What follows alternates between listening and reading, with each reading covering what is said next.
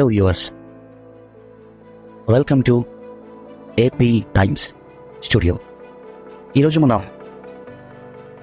మాజీ ముఖ్యమంత్రి స్వర్గీయ శ్రీ దామోదరం సంజీవయ్య గారి గురించి, ఆయన జీవితం గురించి ఈరోజు క్షుణ్ణంగా తెలుసుకోబోతున్నాం. ఆయన సీఎం పదవి చేపట్టినా కూడా కులం పేరుతో దామోదరం సంజీవయ్య గారికి అవమానాలు తప్పలేదట. మరి ఆ విషయాలు ఏమిటో మనకు క్షుణ్ణంగా ఈ వీడియో ద్వారా తెలుసుకునే ప్రయత్నం చేద్దాం. అది బహుశా 1959వ సంవత్సరం. హైదరాబాద్ నుంచి వస్తున్న ఓ కారు కర్నూలు పట్టణం దాటి దగ్గరలోని పెద్దపాడు అనే గ్రామానికి వెళ్ళింది. అక్కడ దళిత వారిలో ఓ చిన్న ఇంటి ముందు ఆ కారు ఆగింది. ఓ పెద్ద బంగ్లాను ఊహించుకున్న ఆ కారులోని మనిషి ఆ చిన్న ఇంటిని చూసి కాస్త తికమకబడ్డాడు. ఇంటి ముందు కట్టెల పొయ్యిపై వంట చేస్తూ కనిపించారు పెద్దావిడ. కారు దిగి ఆమెతో మాట్లాడి తిరిగి హైదరాబాద్ వెళ్ళిపోయారు. ఆ ఇల్లు ఆంధ్రప్రదేశ్ పూర్వ ముఖ్యమంత్రి దామోదరం సంజీవయ్యది. వంట చేస్తున్న పెద్దావిడ ఆయన తల్లి. దామోదరం సంజీవయ్యకు కాంగ్రెస్ పార్టీలో పెద్ద పదవులు ఇచ్చే క్రమంలో జరిగింది ఈ ఘటన. ఆయనపై తీవ్రమైన అవినీతి ఆరోపణలు చేస్తూ అప్పటి ప్రధాని జవహర్లాల్ నెహ్రూకు ఫిర్యాదులు చేశారు కొందరు. దానిపై స్పందించిన నెహ్రూ గారు రహస్యంగా ఒక వ్యక్తిని విచారణకు పంపారు. ఆ వ్యక్తి సంజీవయ్య వాళ్ళ ఊరెళ్ళి విచారించారు. తిరిగి ఢిల్లీ వెళ్ళి ఆయన వాస్తవ ఆర్థిక పరిస్థితిని నెహ్రూకు వివరించారు. ఆ తర్వాత ఇంకెప్పుడు సంజీవయ్యను శంకించలేదు నెహ్రూ గారు. ఆ వ్యక్తిని సంజీవయ్య తల్లి కొన్ని ప్రశ్నలు అడిగారు. ఢిల్లీ నుంచి కారులు వచ్చి ఆరా తీస్తున్నారంటే తన కుమారుడికి ఏదైనా పెద్ద ఉద్యోగం ఇస్తున్నారా, మా అబ్బాయి జీతం పెరుగుతుందా నీ ఆశతో అడిగారని. దామోదరం సంజీవయ్య నిజాయితీని వివరిస్తూ చాలామంది తరచూ చెప్పే సంఘటన ఇది. తన కుమారుడికి జీతం పెరిగితే కట్టెల పొయ్యి బదులు కిరోసిన్ పొయ్యి కొనుక్కోవచ్చునని ఆ తల్లి ఆశగా అడిగినట్లు ఇంకొందరు చరిత్రకారులు చెబుతుంటారు.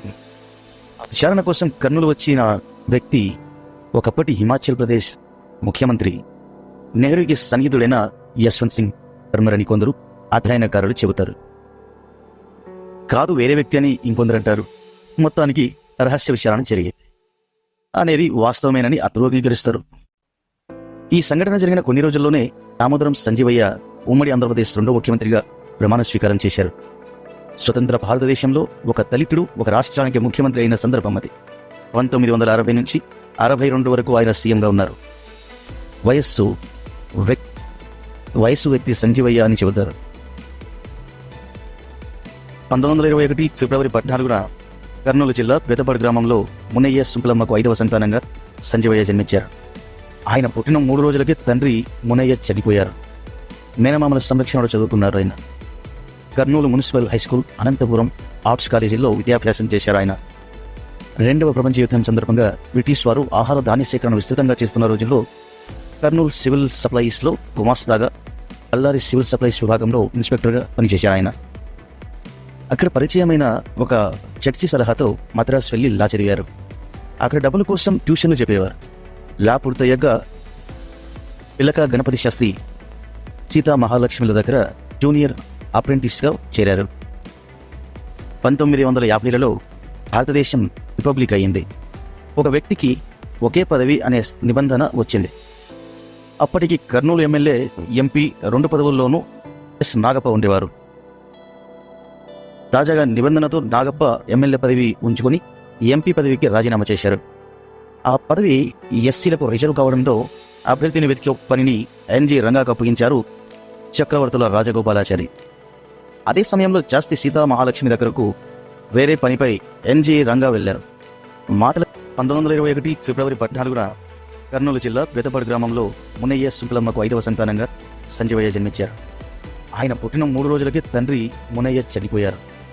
మేనమామల సంరక్షణలో చదువుకున్నారు. ఆయన Kurnool municipal high school, Anantapur arts కాలేజీల్లో విద్యాభ్యాసం చేశారు. ఆయన రెండవ ప్రపంచ యుద్ధం సందర్భంగా బ్రిటిష్ వారు ఆహార ధాన్య సేకరణ విస్తృతంగా చేస్తున్న రోజుల్లో కర్నూలు సివిల్ సప్లైస్లో గుమాస్తాగా, అల్లారి సివిల్ సప్లైస్ విభాగంలో ఇన్స్పెక్టర్గా పనిచేశారు. ఆయన అక్కడ పరిచయమైన ఒక చర్చి సలహాతో మద్రాసు వెళ్ళి లా చదివారు. అక్కడ డబ్బుల కోసం ట్యూషన్లు చెప్పేవారు. లా పూర్తయ్యాక పిల్లక గణపతి శాస్త్రి, సీతా మహాలక్ష్మిల దగ్గర జూనియర్ అప్రెంటిస్గా చేరారు. 1950లలో భారతదేశం రిపబ్లిక్ అయింది. ఒక వ్యక్తికి ఒకే పదవి అనే నిబంధన వచ్చింది. అప్పటికి కర్నూలు ఎమ్మెల్యే, ఎంపీ 2 పదవుల్లోనూ ఎస్ నాగప్ప ఉండేవారు. తాజాగా నిబంధనతో నాగప్ప ఎమ్మెల్యే పదవి ఉంచుకొని ఎంపీ పదవికి రాజీనామా చేశారు. ఆ పదవి ఎస్సీలకు రిజర్వ్ కావడంతో అభ్యర్థిని వెతికే పనిని ఎన్జీ రంగాకు అప్పగించారు చక్రవర్తుల రాజగోపాలాచారి. అదే సమయంలో జాస్తి సీతా మహాలక్ష్మి దగ్గరకు వేరే పనిపై ఎన్జీ రంగా వెళ్లారు. మాటల సందర్భంలో విషయం చెప్పినప్పుడు తన దగ్గర జూనియర్గా ఉన్న దామోదరం సంజీవయ్యను పరిచయం చేశారామె. అయితే ఆయనకు కుటుంబ బాధ్యతలు ఉన్నందున రాజకీయాల్లో చేరడానికి ఒప్పుకోలేదు సంజీవయ్య గారు. కానీ నరసప్ప అనే స్నేహితుడు సంజీవయ్యను ఒప్పించారు. అప్పటికి తన క్లాస్మేట్, తరువాత చాలా కాలంగా మిత్రునిగా కొనసాగిన మరో ముఖ్యమంత్రి కోట్ల విజయభాస్కర్ రెడ్డి కూడా సంజీవయ్యను ప్రోత్సహించారు. అలా 29 ఏళ్ల వయసులో ఇష్టం లేకుండా రాజకీయాల్లోకి వచ్చి 1950వ సంవత్సరంలో భారత ప్రొవిజనల్ పార్లమెంట్లో కర్నూలు సభ్యునిగా అడుగుపెట్టారు సంజీవయ్య. రాజకీయ ప్రవేశాన్ని బీబీసీకి వివరించారు సంజీవయ్య అన్న కొడుకు, ప్రస్తుత కాంగ్రెస్ నేత దామోదరం రాధాకృష్ణమూర్తి. 1952లో భారతదేశంలో మొదటి ఎన్నికలు జరిగినప్పుడు కర్నూలు నుంచి మద్రాస్ అసెంబ్లీకి ఎన్నికై చక్రవర్తుల రాజగోపాలాచారి ప్రభుత్వంలో హౌసింగ్ కోఆపరేటివ్ మంత్రిగా పనిచేశారు సంజీవయ్య. ఆంధ్ర, తమిళనాడు కలిసిన ఉమ్మడి మద్రాస్ రాష్ట్రంలోనూ, తరువాత ప్రత్యేక ఆంధ్ర రాష్ట్రంలోనూ, ఆపై తెలంగాణ, ఆంధ్ర కలిసిన ఉమ్మడి ఆంధ్ర రాష్ట్రంలోనూ మంత్రిగా పనిచేశారు. మద్రాస్ రాష్ట్ర మొదటి కేబినెట్లో అతి చిన్న వయస్సు వ్యక్తి సంజీవయ్య గారే అని చెబుతారు. 1952లో తొలిసారి ఎమ్మెల్యే అయిన దగ్గర నుండి 1960లో సీఎం అయ్యే వరకు మంత్రిగా కొనసాగారు. ఆంధ్ర రాష్ట్రంలో 1953లో ప్రకాశం కేబినెట్లో సాంఘిక సంక్షేమ ఆరోగ్య శాఖలు, 1955 బెజవాడ గోపాలారెడ్డి కేబినెట్లో రవాణా వాణిజ్య పనుల స్థానిక సంస్థల పాలన శాఖకు నిర్వహించారు. ఉమ్మడి ఆంధ్రప్రదేశ్ రాష్ట్రంలో 1956లో నీలం సంజీవరెడ్డి కేబినెట్లో కార్మిక స్థానిక సంస్థల శాఖ నిర్వహించారు. 1956 నుండి 60 వరకు ఉమ్మడి ఆంధ్రప్రదేశ్ రాష్ట్ర మొట్టమొదటి ముఖ్యమంత్రిగా నీలం సంజీవరెడ్డి ఉన్నారు. ఆయన అనివార్య కారణాల వల్ల పదవి దిగిపోయినప్పుడు ఆ స్థానంలో సంజీవయ్య నియమితులయ్యారు. 1960 నుండి 62 మధ్య 27 నెలల పాటు ముఖ్యమంత్రిగా వ్యవహరించారు. సంజీవయ్య ముఖ్యమంత్రి కావడం వెనుక పశ్చిమ గోదావరికి చెందిన కాంగ్రెస్ నాయకులు అల్లూరి సత్యనారాయణరాజు పాత్ర ఉంది. అల్లూరి సత్యనారాయణరాజు, సంజీవయ్య చాలా సన్నిహితంగా ఉండేవారు. అవసరమైతే ఒకరి కోసం ఒకరు పదవులు వదులుకునేటట్టుగా ఉండేవారు అని Hyderabad central university professor Dasari Murali Manohar చెప్పారు. అప్పుడు సంజీవరెడ్డికి సత్యనారాయణరాజుకి మధ్య కోల్డ్ వార్ జరుగుతోంది. దీంతో అనూహ్యంగా సంజీవయ్య పేరు తెరపైకి తెచ్చారు సత్యనారాయణరాజు అని Osmania university retired professor G Venkatarajam గారు ఒక ఇంటర్వ్యూలో చెప్పారు. అధిష్టానం మధ్య మార్గంగా రెండు పెద్ద వర్గాల మధ్య రాజీ కోసం ఎన్నుకున్న ముఖ్యమంత్రులు అంత చురుగ్గా కనిపించారు. కానీ సంజీవయ్య దానికి మినహాయం. ముఖ్యమంత్రిగా చాలా పథకాలు ప్రారంభించారు. పరిపాలనలో చురుగ్గా వ్యవహరించారు. ప్రస్తుత అవినీతి నిరోధక శాఖ ఏసీబీ ఆయన హయాంలోనే ప్రారంభమైంది. గవర్నమెంట్ ఎంప్లాయీస్ తరహాలో గవర్నమెంట్ టీచర్లకు కూడా పెన్షన్ ప్రారంభించారు సంజీవయ్య గారు. అంతకుముందు టీచర్లకు పెన్షన్ లేదు. రాయలసీమలోని పోయ కులాన్ని ఎస్టీ జాబితాలో చేర్చారు. కోస్తా ప్రాంత కాపు తెలగ రాయలసీమ బలిజలను బీసీ జాబితాలో చేర్చారు.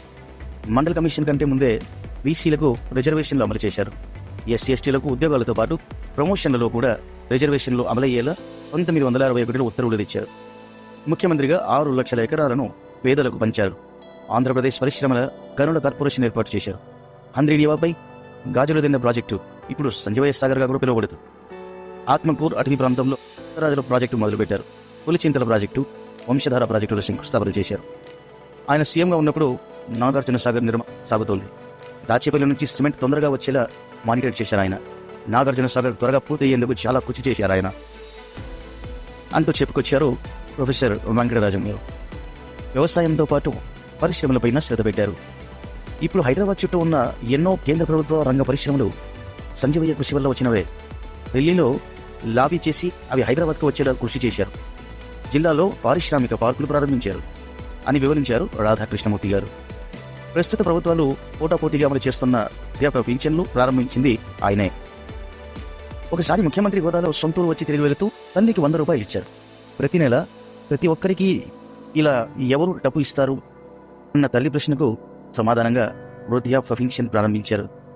అప్పట్లో నెలకు 25 రూపాయల పింఛన్ ఇచ్చేవారు అని రాధాకృష్ణమూర్తి వివరించారు. ఆంధ్ర తెలంగాణల మధ్య కుదిరిన పెద్ద మనుషుల ఒప్పందంలో భాగంగా కేవీ రంగారెడ్డిని ఉప ముఖ్యమంత్రి చేశారు సంజీవయ్య. ముఖ్యమంత్రికి కుల వివక్ష తప్పలేదు. సంజీవయ్య మాలా దాసరి కులానికి చెందిన వ్యక్తి.